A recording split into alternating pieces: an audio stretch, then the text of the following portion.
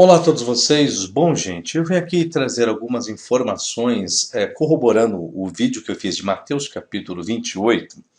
E algumas pessoas procuraram refutar o conteúdo e utilizando menção de alguns pais das igrejas e outros materiais. Ou seja, utilizar papiros, né, manuscritos e tudo mais que antecede o Códice, isso não aconteceu, isso não existiu. Houve-se apenas algumas criações ideológicas, assim como mencionei o pai da igreja, o qual eu fiz uso, e até mesmo alguns materiais que do próprio Novo Testamento conhecido, em alguns papiros de Atos, que parece que após a ascensão de Jesus, o que se tornou normativo, né, caso exista uma fórmula batismal, então seria em nome de Jesus, conforme o livro todo de Atos corrobora com isso. Essa é a questão. Então não poderia depender apenas de um único versículo. Outra questão que as pessoas esquecem é que o fato de utilizar em nome do Pai, do Filho e do Espírito Santo, isso quer dizer uma trindade? Não. Porque se isso é uma trindade, então o que dizer então de Abraão, Isaque e Jacó? Né? Nós vemos muitas vezes essa expressão no Antigo Testamento, até mesmo no Novo. Abraão, Isaque e Jacó. Isso não quer dizer uma divindade, isso não quer dizer uma trindade, apenas uma referência a pessoas, mas isso não quer dizer que Abraão, Isaque e Jacó sejam pessoas distintas obtendo a mesma essência de divindade, alguma coisa, não. Apenas uma característica patriarcal. Então as pessoas têm que tomar cuidado, porque se existe o nome do Pai, Filho e Espírito Santo, é a trindade. Não, isso não é trindade. É uma referência. Referência ao Pai, referência ao Filho, referência ao Espírito Santo. Agora, se Jesus quisesse falar dessa trindade, dessa concepção teológica desenvolvida, e ele deveria deixar de forma clara esse aspecto do que? Da substância, da existência e de tantas outras coisas, da própria substância e tudo mais, não só dele, como alguns querem colocar do Pai, mas do Espírito Santo também. Porque a trindade são os três, então não adianta eu querer pegar o capítulo de João, e o Pai somos um, tá? E o Espírito Santo fica onde na história? Então não é apenas também um versículo, veja bem, para uma constituição teológica, doutrinária, no caso que alguns queiram colocar como dogma, então é necessário mais do que uma única referência, tem que haver várias referências, não é isso? Por via de regra e da lógica, sim. Aí outras pessoas quiseram utilizar o didaquê, ou didaqué. Aí vem a pergunta, esse didaqué, as pessoas têm que procurar ver a informação, como foi descoberto esse material. Esse didaquê foi descoberto por si só, ou seja, de forma única, ou ele estava coligado a outros materiais nessa descoberta? Uma boa pesquisa para vocês fazerem, eu já pesquisei e tenho a resposta. Outra questão, o batismo que o didaquê faz menção, como ensino dos apóstolos, como alguns queiram colocar, o conteúdo todo, não apenas a expressão que as pessoas querem pegar, apenas a expressão que está aqui é Pai, Filho e Espírito Santo, mas o conteúdo todo corresponde aos manuscritos, ou códice, papiro e tudo mais, corresponde? Fala sobre batizar-se água gelada ou água morna ou água quente, retrata sobre isso. O didaquê, ou seja, os papiros, os manuscritos e tantas outras informações fazem, como o didaquê é um corpo todo, não apenas sobre batismo, mas também Eucaristia e em tantas outras coisas. Vocês já pararam para comparar o didaquê com os manuscritos mais antigos do que ele trata biblicamente para ver se ele corresponde? Aí vem a pergunta, o que está certo? São os papiros mais antigos, a menção dos pais das igrejas, ou o didaquê? Ou seja, eu tenho coisas ali dentro do didaquê, dentro mesmo do próprio batismo, que eu não encontro mais em lugar algum. Informações. Basta vocês fazerem uma pesquisa, uma comparação, que vocês vão enxergar isso. Ou seja, até que ponto eu tenho que dar essa confiabilidade a esse material que as pessoas agora excluíram a Bíblia e estão colocando didaquê. Interessante, eu faço um vídeo para articular a imaginação e o senso crítico, o pensamento das pessoas. As pessoas viajam. Isso é bom, isso é positivo. Não estou questionando isso não. Mas se vocês colocarem didaquê, já que vocês fizeram o levantamento desse material, então confronte esse material com outras informações para vocês verem o que está dizendo ali, tá certo? Bom, gente, é o seguinte, eu quero estar falando sobre a concepção de trindade a concepção de trindade existia no período dos principais pais das igrejas? Eu separei alguns, como eu estou estudando sobre os pais das igrejas, que é o livro que eu pretendo lançar no ano que vem. É o seguinte, eu fui ver que Justino Mártir, é o seguinte, eu faço algumas perguntinhas. Justino Mártir acreditava em uma forma rudimentar da trindade?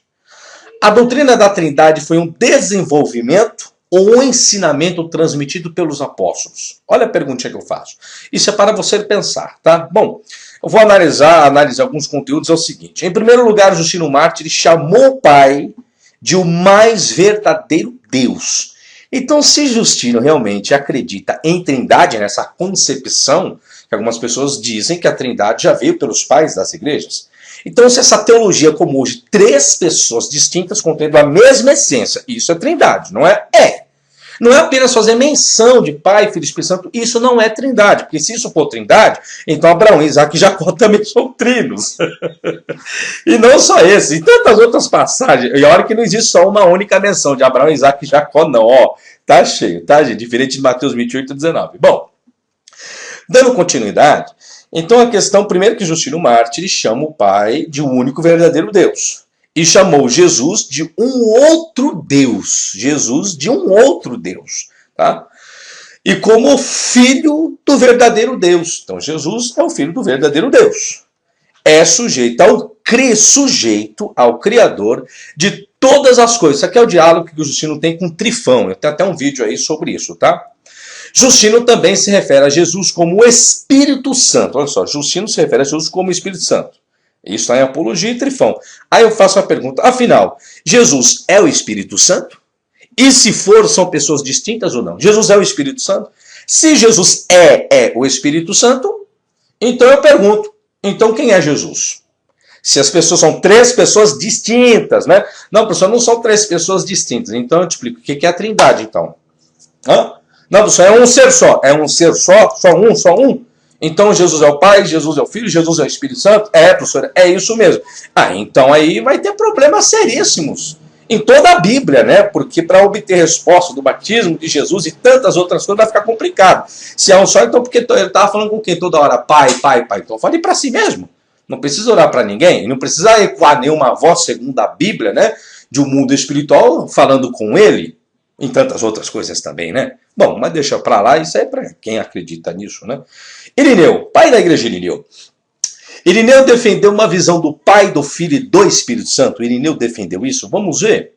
Irineu, em sua obra Contra as Heresias, que são em vários volumes, que é o que eu estou estudando, refutou heresias continuamente referindo-se à doutrina transmitida pelos apóstolos. Em sua principal linha de argumentação, diz respeito à identidade do único Deus, sobre e contra as especulações gnósticas dos vários deuses superiores. Em nenhum momento ele se referiu a uma pessoa em três deuses, ou pessoas distintas, com a mesma divindade. E o que é ainda mais revelador, Irineu não só repetidamente identificava o único Deus como o Pai de Jesus Cristo, como também declarava que somente o Pai era o Deus dos cristãos. Vamos ver algumas dessas provas? Bom, ele diz o seguinte: a igreja, embora dispersa através de todo o mundo, até os confins da terra, recebeu dos apóstolos e seus discípulos essa fé. Qual fé? Em um só Deus, Pai Todo-Poderoso, Criador do céu e da terra. Livro 1, capítulo 10.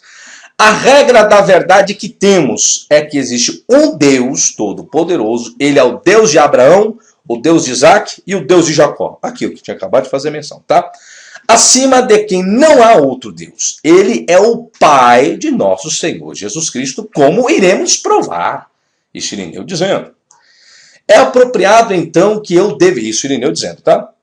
Que eu deveria começar com a primeira e mais importante cabeça, isto é, Deus, o Criador, que fez os céus e a terra e todas as coisas que nela há. E para demonstrar que não há nada acima ou após ele, nem que influenciado por qualquer um, mas de sua própria vontade. Ele criou todas as coisas, uma vez que ele é o único Deus, o único Senhor, o único Criador, o único Pai, sozinho, contendo todas as coisas, e mesmo comandando todas as coisas em existência. Bom, até agora aqui, trindade, né? São muitas argumentações. Agora, que esse Deus é o Pai de nosso Senhor Jesus Cristo, o apóstolo Paulo também declarou: há um só Deus, o Pai, que está acima de todos e por todos e em todos. Considerai todos que inventaram tais opiniões, uma vez que o próprio Pai é alone, chamado Deus, que tem uma existência real, mas quem você estiliza, deu o demiurgo, uma vez que, além disso, as Escrituras reconhecem a ele, alone, como Deus. Mas há um só Deus, o Criador, ele é Pai, ele é Deus, ele é o fundador, ele é o Criador, ele é o Criador, ele é o Deus de Abraão, Deus de Isaac, o Deus de Jacó, ele é o Pai de nosso Senhor Jesus Cristo. São falas de Irineu. É, portanto, um só Deus, o Pai é declarado, o qual é sobre todos e por todos e em todos. O Pai é de fato acima de tudo, ele é a cabeça de Cristo, mas a palavra é através de todas as coisas. Ele é mesmo e é ele mesmo o cabeça da igreja. E o Espírito está em todos nós, e ele é a água viva que o Senhor concede aos que creem juntamente nele. E amá-lo, e que saibam que há um Pai que está acima de todos e por todos e em todos nós. Não só Irineu identifica o seu único Deus como Pai de Jesus Cristo, ele mesmo disse repetidamente que apenas o Pai é o único Deus verdadeiro. Ainda mais, as afirmações acima de tudo que eu acabei de ler, nega completamente que Irineu acreditava em um Deus e 3 pessoas. Não tem como, isso não existe, tá? Agora, o que acontece? Alguns apologistas trinitários, tentam frequentemente afirmar, olha só, que Irineu era trinitário, e em seguida passam a relacionar alguns versos da obra de Irineu, onde Irineu se refere a Jesus como Deus, aí tratando-se de divindade. Estou falando da trindade, 3 pessoas de divindade. Então, o que as pessoas querem alegar? Alguns apologistas, né? Não, Irineu era a favor da trindade porque Irineu procura tratar de divindade de Jesus. Só tem um problema aí, onde está? Que é o seguinte.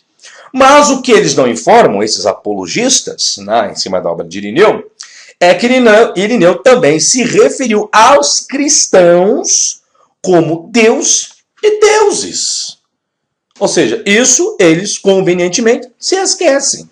Então, se Jesus é Deus, o cristão também, Irineu, falou que é Deus, falou que era deuses, então todo mundo é Deus. Então não só Cristo é divino, mas a igreja é divina, os cristãos são divinos, as pessoas eram deuses. E a Bíblia não diz sobre isso também? Bom, tá aí para os apologistas explicarem essa parte aí da obra de Irineu, que está aqui, tá certo? Bom, Tertuliano. Tertuliano, em sua obra, escreveu o seguinte também. Assim, o pai é distinto do filho. Olha o que o pai Tertuliano vai dizer. É distinto do filho, se é distinto, ok? Vamos lá. Sendo maior do que o filho, a trindade aqui já está meio complexa, né? Então já existe subordinação. Na medida em que aquele que gera é um, e aquele que é nascido é outro. Ele também, que manda, é um só. E ele que é enviado é outro. Bom, vou continuar.